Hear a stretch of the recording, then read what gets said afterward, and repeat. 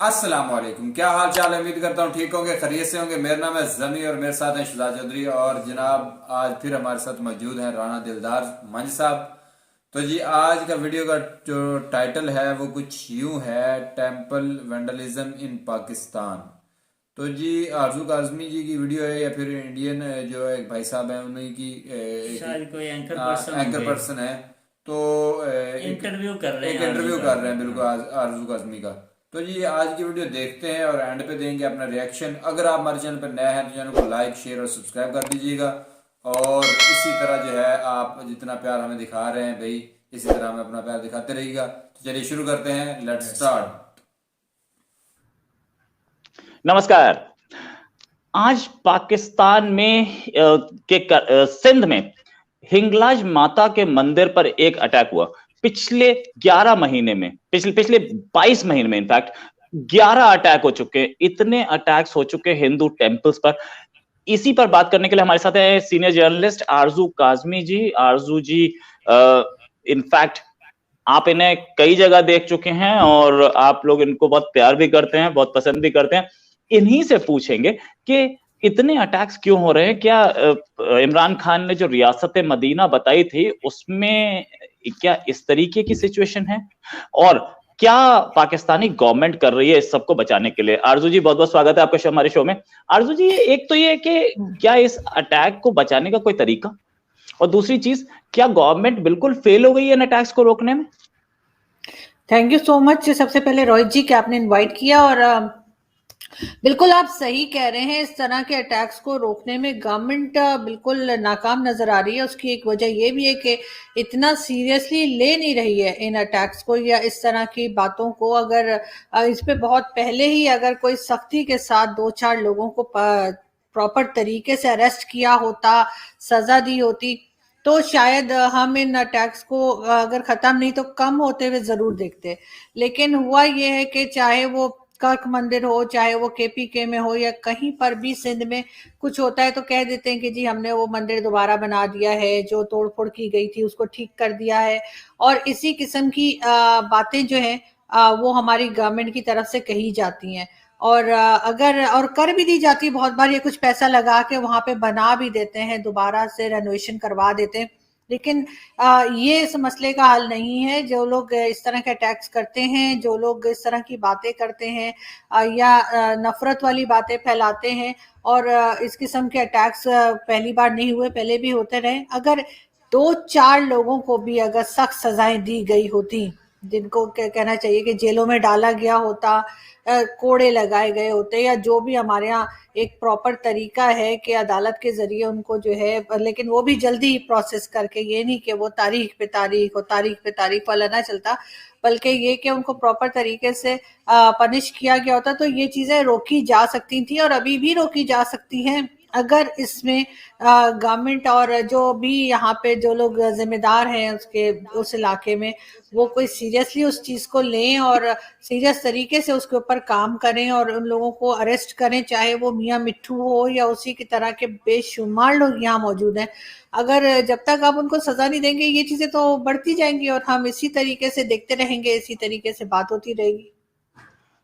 अच्छा, इसमें इसमें कहीं ना कहीं आपको ऐसा नहीं दिखता कि पाकिस्तानी पॉलिटिशियंस का भी कहीं हाथ है? बाबरी मस्जिद को तोड़ने को वो बोलते हैं बाबरी मस्जिद शहीद हो गई, इन मंदिरों को कोई शहीद नहीं बोलता। कहीं ना कहीं पाकिस्तानी गवर्नमेंट में बैठे हुए पॉलिटिशियंस शह दे रहे हैं, या पाकिस्तानी गवर्नमेंट उसको इतना सीरियसली ले रही है? लैंग्वेज ही बताती है। देखिए रोहित जी, शहीद तो हम किसी दूसरी कंट्री के फौजी को भी नहीं कहते, हालांकि हमें कहना चाहिए। अगर हमारी आपके साथ इंडिया के साथ, मेरा मतलब है आपके साथ नहीं है, इंडिया के साथ जब कभी भी लड़ाई हुई, जंगें हुई, चाहे वो कारगिल वॉर हो या कुछ भी, तो हम अपनी तरफ के जो हमारे सोल्जर्स थे उनको तो हम शहीद कहते हैं। लेकिन अगर हम इंडिया की साइड पे जो लोग अपने कंट्री के लिए लड़ते हुए जाने दिए, हम उन्हें शहीद नहीं कहते। बल्कि एक बार ही मैंने किसी डिबेट में मैं बैठी थी और इंडियन टीवी चैनल पे, और मैंने वहां कह दिया था कि मुझे अच्छा नहीं लगता कि इस तरफ भी लोग शहीद होते हैं और बॉर्डर के उस तरफ भी शहीद होते हैं। तो उसके ऊपर जो पाकिस्तानी पैनलिस्ट बैठे थे उनमें से कई ने वो क्लिप निकाल के लगा दिया और उसके बाद मुझे जिस जिस जबान में भी उनको जो कुछ बुरा भला कहना आता था वो सब कुछ कहा, और उधर से और उनके लोग निकल आए और उन्होंने बहुत ज्यादा ट्रोलिंग करने की कोशिश की मेरी। लेकिन यही है कि ये हमारा माइंडसेट ऐसा बन गया है, तो इसी वजह से हम मस्जिद को अगर कोई गिरा दे तो हम कहते नहीं मस्जिद को शहीद कर दिया है, लेकिन मंदिर या चर्च के लिए हम वो जबान इस्तेमाल नहीं करते। ये हमारी एक कहना चाहिए हमारा जहन के छोटे होने की एक एग्जाम्पल है, जो आप समझ सकते हैं कि किस तरह की सोच रखी जाती है। अपने लिए सब सही है, दूसरे के लिए सब गलत है। तो रियासत मदीना की आपने बात की, तो रियासत मदीना का तो मेरे ख्याल है इमरान खान साहब दावे करते हैं, लेकिन शायद उनको खुद को भी नहीं पता कि रियासत मदीना कैसी थी या क्या होता था। वरना अगर थोड़ा बहुत भी पढ़ लेते, थोड़ा बहुत भी पता कर लेते, तो शायद ख्याल रखते कि वहां पे क्या, यहाँ पर भी कि हर किसी का राइट है और हर किसी को एक जैसा ही कानून में भी और उसके अलावा कंट्री में भी हर एक को एक जैसे ही राइट्स मिलने चाहिए, एक जैसे ही सिक्योरिटी होनी चाहिए। लेकिन आपने देखा होगा अक्सर रोहित जी के मेरे शो में जो है जब कभी भी माइनॉरिटी से कोई आया है पाकिस्तान से, तो वो उस तरह से बात नहीं करते, वो कोई इस बारे में बात नहीं करते कि उनके साथ क्या गलत हो रहा है क्या नहीं हो रहा है। डर जाते हैं, सहम जाते हैं। उनसे ज्यादा तो मैं बोल रही होती हूँ, लेकिन अगर कैमरा बंद कर दें तो वो हमें कुछ और बात बताते हैं, और जब कैमरा ऑन होता है तो कुछ और बात बताते हैं। तो डरे हुए लोग हैं वो बेचारे, अपने लिए आवाज भी नहीं उठा सकते, वही जानते हुए भी कि हमें लोग सुन रहे हैं, हम कैमरा के सामने हैं, उससे वो और ज्यादा डर जाते हैं। बहुत कम लोगों को मैंने देखा है कि वो आके अपनी बात रख सकें, अपने बारे में बता सकें। और अगर हम बात करते हैं तो लोग हमारे पीछे पड़ जाते हैं कि जी आपको क्या तकलीफ है, जिन जिन लोगों को है वो तो कुछ नहीं कह रहे। हमारी एक व्यूअर है नेहा गौड़, वो पूछ रही है कि जो कड़क में टेंपल पे अटैक हुआ था, वो उन्होंने जो रिकवरी करनी थी वो मुस्लिम से ही करनी थी, लेकिन वहां पर जो लोकल जो लोग थे उन्होंने वो रिकवरी हिंदू से ही कर ली, डरा के या धमका के। इसमें भी गवर्नमेंट ने कुछ किया नहीं, ऐसा क्यों? पहले तो मुझे इस बारे में इस हद तक नहीं पता कि जो रिकवरी की गई वो हिंदुओं से की गई है या वो मुस्लिम से की गई है। हमें सिर्फ ये बताया गया कि जी जिन लोगों को अरेस्ट किया गया था उनसे पैसे लेकर और उसके बाद दोबारा से मंदिर को बनवा दिया गया। लेकिन बात सारी ये है कि अगर यही चीज कोई मस्जिद के साथ कर दी गई होती और किसी हिंदू, क्रिश्चियन, सिख, ईसाई, पारसी किसी ने भी अगर मस्जिद तोड़ दी होती तो क्या पैसे लेके उनको छोड़ दिया जाता? सबसे बड़ा सवाल ये है। तो ऐसा कभी नहीं होता, इसलिए कि यहाँ पर तो आप जानते हैं किस तरह से जो है वो मुल्ला माफिया बाहर निकल आती है और उस इंसान को ही मार देती है जिसने एक ईंट या एक खिड़की भी अगर मस्जिद की निकाल दी हो। तो ये फर्क हमारे यहाँ मौजूद है। और जहाँ तक ये बात कर रहे हैं कि वो पैसे जो है वो हिंदू कम्युनिटी ने दिए हैं, मुस्लिम से नहीं दिए, इस चीज का मुझे क्योंकि कुछ ठीक से मालूम नहीं है तो मैं इस पे कोई बात नहीं कर सकूंगी। लेकिन हाँ, अगर ऐसा हुआ है तो गलत हुआ है। मैं तो उस चीज को भी गलत कह रही हूँ कि जिनको इन्होंने अरेस्ट किया था उनको छोड़ना भी नहीं चाहिए था। उनको चाहिए था कि उनको अरेस्ट करके रखते, उनको कोई सजाएं देते ताकि अगले के लिए एग्जाम्पल सेट हो। अब एग्जाम्पल क्या सेट की है हमने ये एग्जाम्पल सेट की है कि जी आप जाइए, जिसका मर्जी आप मंदिर तोड़ दीजिए, किसी की आप चर्च तोड़ दीजिए, कुछ भी नहीं होगा, आपको छोड़ दिया जाएगा, क्योंकि आप बड़ी इस्लाम की खिदमत कर रहे हैं। और आपको बचाने के लिए एक दो नहीं लाखों इस तरह के लोग निकल आएंगे जो कहेंगे कि इसको कुछ ना किया जाए। जब तक आप ये माहौल बना के रखेंगे, आपका एटमॉस्फेयर ऐसा होगा कि आपको पता होगा कि जुर्म करने के बाद भी मुझे कुछ नहीं कहा जाएगा, तो जाहिर है ये चीज फिर होती रहेगी और लोग इसी तरीके से बढ़ते रहेंगे। राइट अच्छा, एक थोड़ा सा ऑफ ट्रैक जाकर के एक क्वेश्चन पूछूंगा जो कि इसी से रिलेटेड है। एक लॉ आ रहा था नॉन मुस्लिम माइनॉरिटीज के प्रोटेक्शन के लिए, वो भी पास नहीं हो पाया शायद, तो इनफैक्ट वो आ ही नहीं पाया। तो उसके पीछे भी कुछ आपको वेस्टेड इंटरेस्ट लग रहे हैं, मुल्ला मौलवी टाइप, या वो बाय चांस नहीं पास हो पाया? कितनी सीरियस दिख रही है इमरान खान गवर्नमेंट इस इशू पर? नहीं, वो मेरे ख्याल है बाई चांस नहीं, बल्कि उसमें बिल्कुल मुल्ला माफिया सामने आई होगी और उन्होंने ही इस बिल को पास नहीं होने दिया है। जैसे मिसिंग पर्सन्स का भी बिल आ रहा था और वो बिल ही मिसिंग हो गया। और ह्यूमन राइट्स की जो मिनिस्टर है शीरी मजारी, उन्होंने कहा कि जी वो मैं बिल लेकर आ रही थी, लेकिन वो बिल ही मिस हो गया। तो आप सोच सकते हैं कि कितने हम सीरियस हैं माइनॉरिटी को प्रोटेक्शन देने के लिए कि वो बिल हम ला रहे थे, लेकिन उसके बाद जाहिर है मुल्ला माफिया एक तरफ खड़ी हो गई और उन्होंने शोर मचाया कि इस तरह का बिल नहीं ला सकते आप, कि जिसमें कि ये कहा गया था कि कोई भी जो है वो इस्लाम कबूल नहीं कर सकता, कोई भी जो है वो नॉन मुस्लिम जो है वो मुस्लिम नहीं हो सकता, और इस तरह से उसके पेरेंट्स की मर्जी के बगैर, और उसमें कई तरह की शर्तें थी जिससे कि हम एक तरह की प्रोटेक्शन देने की कोशिश की जा रही थी माइनॉरिटी को। लेकिन जाहिर है मुल्ला माफिया सामने आ गई और उन्होंने आके अपना जो कुछ, आप जानते हैं कि यहाँ पे लोग किस तरह से डरते हैं। हालांकि ये और बात है कि ये मुल्ला माफिया कभी भी हमने ये नहीं देखा कि ये बहुत बड़ी तादाद में असेंबली में पहुंचे हों, इनको वोट पड़े हों या इस तरह की कोई चीज हो। लेकिन हाँ, अगर किसी को डराना धमकाना है गवर्नमेंट को, चाहे किसी को, तो ये आपको रोड पे भी नजर आएंगे, ये आपको एक नहीं लाखों नहीं करोड़ों की तादाद में नजर आएंगे। लेकिन इनसे डरती भी है गवर्नमेंट, भी डरती है, एस्टेब्लिशमेंट भी डरती है, और मजहब से बड़ा कोई चूरन है नहीं जो पाकिस्तान में बेचा जाता हो, और उसी से डराया जाता है, उसी से धमकाया जाता है, सवाल करने की इजाजत नहीं होती। तो इसी तरह से वो बिल भी जो है वो पास नहीं होने दिया गया। पास तो बहुत दूर की बात है, बिल पेश ही नहीं किया गया, कि उसको पेश करते तो फिर वो पास होता ना, उससे पहले ही रुकवा दिया गया। राइट। तो क्या हम उम्मीद कर सकते हैं कि आगे आने वाले कुछ टाइम में कुछ माइनॉरिटीज प्रोटेक्शन बिल आ सकते हैं, या सिचुएशन ऐसी है या पब्लिक का मूड कुछ ऐसा है कि अभी तो ऐसे बिल नहीं आ पाएंगे? वैसे तो मुझे लग रहा है कि ज्यादातर पॉलिटिशियंस यही अब जो वेव दिख रही है मुझे, भले ही स्टेटमेंट्स में ही, भले ही बयानों में, लेकिन ऐसी वेव दिख रही है कि हम बहुत ज्यादा इस्लामाइजेशन की ओर चले गए, अब हमें थोड़ा सा इस्लामाइजेशन से बाहर आना चाहिए। आपको ऐसा लग रहा है कि कुछ टाइम बाद ऐसा हो सकता है कि ऐसे बिल्स चेंज हों और ये जो अटैक्स हो रहे हैं ये चेंज हो सकते हैं, या सिचुएशन बहुत ही खराब हो चुकी है? नहीं, बिल्कुल इस तरह के बिल बाद में आ सकते हैं, क्योंकि हर तरफ से हमारे ऊपर प्रेशर है, चाहे वो FATF हो, चाहे यूरोपियन हो, चाहे अमेरिकन हो, या दुनिया के कोई भी कंट्री हो, उस तरफ से बहुत प्रेशर है पाकिस्तान पे, और इस तरह के बिल्स आ सकते हैं। लेकिन सबसे बड़ी बात यह कि क्या बिल पास होने के बाद कोई प्रोटेक्शन मिलेगी उन लोगों को, या वो बिल जो है वो सिर्फ एक दिखावा होगा दुनिया को दिखाने के लिए कि जी हमने ये बिल पास कर दिया है। अब सिंध के अंदर जाके कौन चेक करेगा कि उस बिल के ऊपर अमल हो रहा है या नहीं हो रहा है, या उसी तरह से बच्चियों को उठा के ले जाया जा रहा है। पंजाब के अंदर KPK के अंदर जाके कौन रिपोर्ट करेगा? यहाँ तो ये हाल है कि जो अगर किसी ने शिकायत लगा दी पुलिस को, या किसी ने सोशल मीडिया पे कुछ लिख दिया, तो दूसरे दिन उसी की वाट लगा देंगे, उसी को मारपीट करना शुरू कर देंगे। तो यहाँ पे लोग सच बोलते हुए भी डरते हैं, यहाँ पर लोग इस तरह की कंप्लेन करते हुए भी डरते हैं, ना सिर्फ मुस्लिम्स बल्कि वो लोग भी जिनके ऊपर जुल्म हो रहा है उनको भी डर लगता है, वो भी सामने आके कुछ नहीं कहते। अगर आप देखें कभी जो सोशल मीडिया पर भी जो माइनॉरिटीज हमारी मौजूद हैं, वो सिर्फ वाह वाह कर रही होती हैं, वो हर चीज में कहते हैं कि हाँ जी सब ठीक हो रहा है, और अगर वो खुद नहीं मानेंगे, वो खुद नहीं बताएंगे, तो जाहिर है फिर कौन एक्शन लेगा।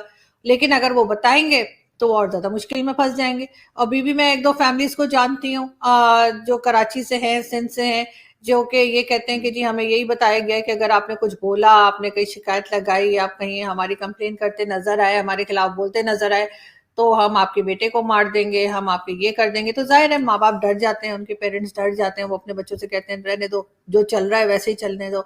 तो ये चीज इस तरह से रुकने वाली नहीं है जब तक कि कोई एस्टेब्लिशमेंट से उठकर, एस्टेब्लिशमेंट लोग कहते हैं कि एस्टेब्लिशमेंट से मेरा मतलब है फौज, जाहिर है फौज एस्टेब्लिशमेंट एक ही है, जब तक वहां से कोई बहुत स्ट्रॉन्ग किस्म का एक्शन नहीं लिया जाएगा, कोई ऐसा बाहर नहीं आएगा जो वाकई में इंसानियत रखता हो, जो ये सोचे कि नहीं मुझे इन लोगों की मदद करनी है और ये नहीं होना है, तब रोका जा सकेगा। वरना तो ये जो ज़ियाउल-हक ने जो जहर पाकिस्तान में फैलाया था, वो उसको तो मरे हुए भी 40 साल से ज्यादा हो गए, लेकिन वो जहर है कि वो खत्म ही नहीं हो रहा, बढ़ता ही चला जा रहा है।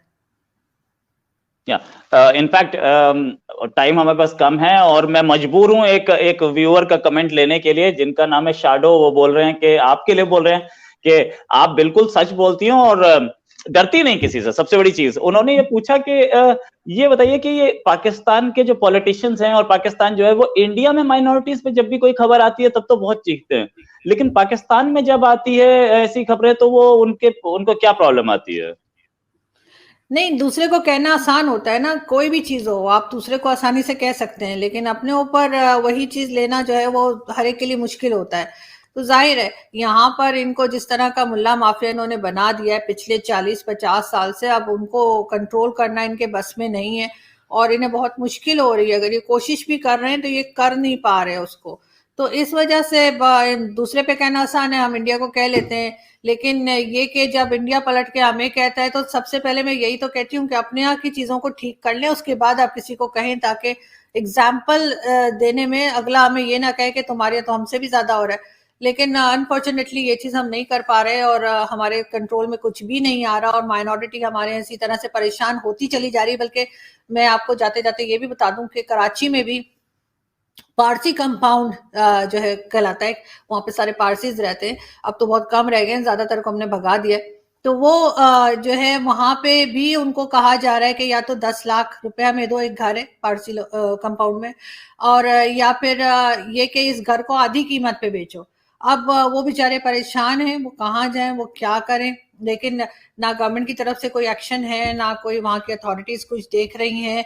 और अब तो कराची की पुलिस भी हमारी जो है ना, वो एक तरह की गुंडा बन चुकी है। पिछले दिनों भी उन्होंने 3-4 लोगों को जो है किडनैप किया था और उनसे ऑलमोस्ट 10 से 15 लाख रुपए जो है वो लिए थे। और अब जगह जगह पे जो है कराची की पुलिस जो है वो उसमें नजर आ रही है, इन्वॉल्व क्राइम में नजर आ रही है, जो कि बड़े अफसोस की बात है। और खास तौर पे पारसी कंपाउंड, क्योंकि मैं वहां पे खेली कूदी हूँ, बड़ी हुई हूँ। मैं कराची पहले होती थी, तो मेरे दोस्त रहते थे उधर पारसी कंपाउंड में जो पारसी थे, और बड़ी मुझे अफसोस है कि उनका घर इस तरह से उनसे छीना जा रहा है कि या तो आप 10 लाख दें या फिर इस घर को आधी कीमत पे बेचें। तो ये तो हमारे यहाँ हाल है। और ये चीजें ये न्यूज जो है ये हर जगह पे मौजूद है, सोशल मीडिया पे। तो आपके ख्याल से क्या गवर्नमेंट नहीं देख रही होगी? गवर्नमेंट देख रही है, लेकिन गवर्नमेंट कुछ कर नहीं सकती और ना ही कुछ करना चाहती है। राइट आपकी एक और फैन है नीलू जी, वो बोल रही हैं कि आज आप बड़ी अच्छी लग रही हैं, इनफैक्ट यही बोल रही थी। और ये भी पूछ रही थी कि क्या आपको लग रहा है कि जो माइनॉरिटीज हैं उनके साथ जो भी जितनी भी एट्रोसिटीज हुई थी, ये ब्लास्फेमी लॉ हट सकता है या इसके लिए कोई माहौल बनेगा? लेकिन क्योंकि मैं एक चीज बता रहा हूं, जब से वो सियालकोट वाला इंसिडेंट हुआ है तब से ब्लास्फेमी लॉ और ऐसी इंसिडेंट्स के खिलाफ एक माहौल तो बना है। ये बात तो मुझे दिख रहा है, पाकिस्तान में माहौल बना है और पॉलिटिशियंस ये बात समझ रहे हैं कि मैटर सीरियस है। तो क्या ऐसा हो सकता है कि ब्लास्फेमी लॉ को भी रिपील किया जा सकता है? नहीं, हो सकता है बिल्कुल। कोई चीज भी पॉसिबल है, मैं ये नहीं कह रही कि कोई चीज भी पॉसिबल है, लेकिन उसके लिए बात वही है कि हिम्मत करनी पड़ेगी। ऐसे लोग सामने आने होंगे जो ये सब कुछ कर सकें, जो पॉलिसी मेकर्स हैं और खास तौर पे स्टैब्लिशमेंट और उसके साथ गवर्नमेंट जो ये सब कुछ कर सकें। और बहुत सख्ती के साथ करवाना होगा, तब जाके ये चीज संभलेगी। वरना अभी तक तो क्योंकि मुल्क के अंदर के लोगों को ही मारा जा रहा था, चाहे वो मशाल खान हो, चाहे वो सलमान तासीर हो, तो किसी को कोई फर्क नहीं पड़ रहा था। अभी एक हमने फॉरेनर भी जो है उसको बेचारे को मार डाला। तो इस वजह से जो है वो थोड़ा सा एक्शन में आए हैं, क्योंकि ये चीज अगर ना रोकी तो कल को किसी यूरोपियन, किसी अमेरिकन को भी अगर ऐसा कर दिया तो फिर इन्हें छुपने की जगह नहीं मिलेगी। जो खान साहब कह रहे थे ना, मैं आ गया तो छुपने की जगह नहीं मिलेगी, तो वो अगर ऐसा कुछ हो गया तो फिर छुपने की जगह नहीं मिलनी। इसलिए मेरा ख्याल है कि थोड़ी सी सोच जो है दूसरी तरफ जा रही है और जानी भी चाहिए। ओके, थैंक्स अ लॉट आरजू जी, आपने हमें टाइम दिया और एक बेहद सीरियस इशू पर आपने बात की। आपसे किसी और दिन हम एक और टॉपिक पर बात करेंगे। अभी के लिए नमस्कार, thanks a lot. Thank you. हाँ जी, तो वीडियो जो है वो ख़त्म हो चुकी है और आरजू काजमी साहबा ने जो है वो जवाब दिए। वो बड़े मतलब क्या कहते हैं अथेंटिक थे और हमने जो है सुने तो नडर औरत है ये जी, आरजू काजमी। इनको किसी का डर नहीं है, जो बोलती हैं सच बोलती हैं। और बड़ी अच्छी मंदिर को लेकर बात इन्होंने की कि अगर मंदिर गिरा दिए जाते हैं और फिर उन्हीं मंदिरों को अगर दोबारा से कहते हैं जी हम तमीर करवा देंगे, अगर इसी तरह का कोई मस्जिद के साथ कर देता है और लोग बाहर निकल आते हैं, सड़कों पे आ जाते हैं कि ऐसा क्यों किया गया। और साथ ही ये बात बड़ी उन्होंने पते की कि मस्जिद को कोई गिरा दे तो लफ्ज़ आ जाता है मस्जिद को शहीद कर दिया गया। और जब कभी किसी चर्च या मंदिर के साथ ऐसा कुछ हो जाए तो उसके लिए इस तरह के अदब वाले अल्फाज नहीं लिए जाते, हालांकि वो भी इबादत गाह होना चाहिए, उनके लिए भी ऐसे ही लफ्ज़ होने चाहिए, क्योंकि वो भी उनकी इबादत गाह है और ये इधर मुसलमानों की इबादत गाह है। दोनों जगह ही मुकद्दस हैं, तो उनके लिए लफ्ज़ भी मुकद्दस होने चाहिए। आरजू काज़मी के साथ आप कितना एग्री हैं, या आपकी क्या राय है? आरजू काज़मी जो पाकिस्तानी एंकर हैं, जिनका इंटरव्यू हो रहा था अभी, इंडियन वो कर रहे थे एक एंकर पर, शर्मा रोहेल शर्मा। पहले तो ये बात है कि आरजू साहबा को मैं बहन तो बोलूंगा नहीं, क्योंकि जिस तरह के वो कमेंट्स दे रही थी ना, सवाल जवाब कर रही थी, वो कर रहे थे, वो जवाब दे रही थी। नहीं अच्छा, क्या क्यों? नहीं बोलना? नहीं, मैं नहीं बोलूंगा। क्यों? देखें, हाँ, आरजू काज़मी साहबा, हाँ, आप मुझे ये बताएं, अच्छा, वो माशाल्लाह 5 किलो का सर लेके आपसे सवाल कर रहा था। ये बात मुझे बताएं कि हमारे बाबरी मस्जिद में क्या कुछ हो रहा था, क्या कुछ हुआ, क्या नहीं हुआ। भाई हम इनके गले में और हाथ डालेंगे? ये बताओ मुझे। हम हाथ तो डालने से नहीं, इनके हाथ तो नहीं डालेंगे। अच्छा, अच्छा, हमारा देखें, आपने भी गलत बीच में बात की है कि जिस तरह हमारा है इस तरह उनका भी है। देखें भाई, वो जाए खाक में, वो जाए खाक में, इंडिया वाले भी, अमेरिका वाले भी, सब ये आरजू काज़मी साहबा भी जाए खाक में। देखें हम अब हमें भी तो ना भेज के जाओ यार। आप भी इस तरह के कमेंट्स दे रहे हैं ना। आप भी जाओ बात ये है कि देखो, हाँ, हमारे वही फिर आ जाती है बात हाँ, कि मुसलमान सबसे अफजल उम्मत है। मुसलमान जो है वो सबसे अफजल उम्मत है। ठीक है, ये आप समझते हो? अच्छा, बाकी- ये तो बाकी आप जो एक मिनट, ये वो ये तो सुनिए, मैं और आप, या ये बीच तो में- मैं और आप बीच में ना समझते, करना। लोग नहीं समझते बीच हमारी में ना हरकतों की करने, वजह बीच में से। ना करने, बीच में ना करने। नहीं, देखें, ठीक, सुने, आप कहते हैं कि उनकी भी इबादत गाहें हैं, वो भी उधर इबादत करते। क्या इबादत वो करते हैं बताओ मुझे? शैतान ने इबादत थोड़ी की है पुलिस ने। कितनी इबादत की है उसने? ठीक है। दुनिया के चप्पे चप्पे पे उसने कोने पे जो है ना, चप्पे चप्पे पे सजदा किया है। लेकिन वो रद्द कहां से हो गया? इसी तरह आरजू काज़मी साहबा को भी मैं रद्द करता हूं। क्यों? कि इन्होंने एस्टेब्लिशमेंट, भाई हमारे एस्टेब्लिशमेंट का क्या कसूर है बताओ? अच्छा, जो बात होती है पाकिस्तान में, एस्टेब्लिशमेंट आ गई, एस्टेब्लिशमेंट आ गई, उसने ये कर दिया, उसने वो कर दिया। भाई एस्टेब्लिशमेंट किस लिए है ये बताओ? किसको कहते हैं एस्टेब्लिशमेंट? अगर वो इतना जो है ना चौकस ना रहे तो आज इंडिया हमारे सर पे आके बैठा होता। जिस तरह के उनके हैं ना सोचें, या जिस तरह के उनके ज़हन है, तो भाई हम इनको जो है ना, क्या नाम था भाई का, रोहेल साहब, रोहेल, हम इनको गले में हाथ तो नहीं गुलाबों के डालेंगे। अच्छा राणा साहब, बात सुने, छोटी सी बात सुन ले, फिर उसके बाद बात करेंगे। आप देखें कि हमारा कुछ गिरे तो हमें तकलीफ होती है, उनका कुछ गिरे तो ज़ाहिर सी बात उनको तकलीफ होगी। लेकिन बात मसला पता है क्या है? मसला यहाँ पे ये है कि आप अपनी कंट्री को रिप्रेजेंट कर रहे हैं, आपने अपनी मिनोरिटीज का ख्याल रखना है। अगर आप में दम है तो भाई, आपकी बाबरी मस्जिद का मसला इंडिया में हो रहा है तो इंडिया में जाके करो ना भाई। उनके यहाँ पे जहाँ पे वो मेजोरिटी में रहते हैं वहां पे जाके कुछ करो। आप अपनी मिनोरिटीज, जैसे ये आरजू साहबा ने बोला है, आरजू साहबा ने बोला है देखें कि ये कमजोर है, बोल नहीं सकते, ये नहीं कर सकते। भाई उधर मुसलमानों को आवाज कौन उठाने देता है? सुने, कौन बात मुसलमानों सुनो, को बात आवाज सुनो, उठाने बात देता है? ये सुनो, बताओ। बात सुनो, बात सुनो, राणा साहब बात सुनो। पाकिस्तान में मंदिर गिराए गए, वो प्रॉपर्टी किसकी थी ये बताएं बस। हाँ, जो पाकिस्तान में मंदिर गिराए गए वो किस कंट्री की प्रॉपर्टी थी, आप ये बताएं बस। पाकिस्तान की। पाकिस्तान की। जो लोग हिंदू हैं या अकलियत के हैं वो कौन सी नेशनलिटी होल्ड करते हैं? पाकिस्तान की। पाकिस्तान की। और हम कौन सी नेशनलिटी होल्ड करते हैं? पाकिस्तानी। अच्छा, हम अपने ही पाकिस्तानियों का खुद से नुकसान कर देंगे तो इससे इंडिया की सेहत पे क्या फर्क पड़ेगा? कुछ पड़ेगा कुछ इतना से? भाई मैं कह रहा हूँ ये सारा कुछ ये खुद ही करवा रहे हैं, मुसलमानों में बगाड़ डालने के लिए सारा कुछ ये खुद ही करवा रहे हैं। ये क्या, मुझे ये बताओ, एक मिनट, एक सवाल का मुझे जवाब दे दें, मुझे एग्री कर दें, मैं मान जाऊंगा। ठीक है, ठीक है।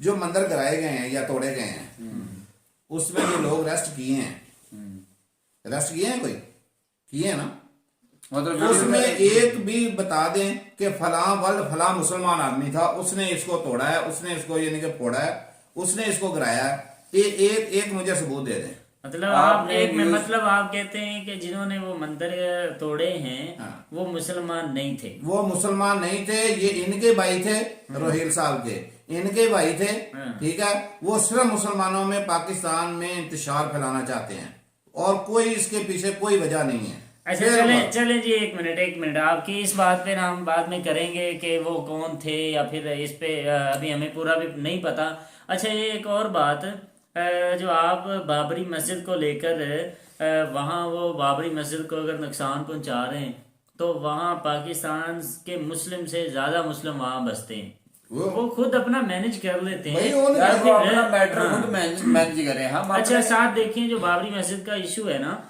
वो आप मेरी बात को गौर से सुने जरा, कैमरे के सामने आए जरा इधर।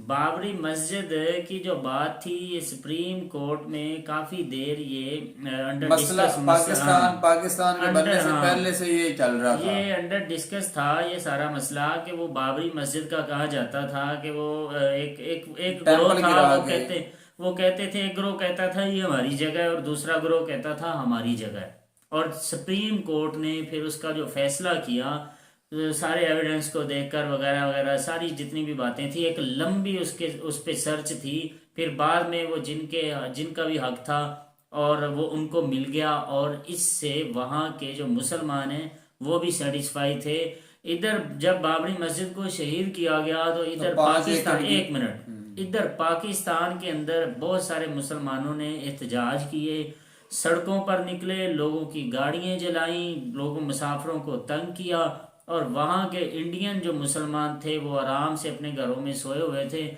उन्हें पता था कि हमारी गवर्नमेंट ने जो फैसला कर दिया है हमने उसी फैसले पर रहना है।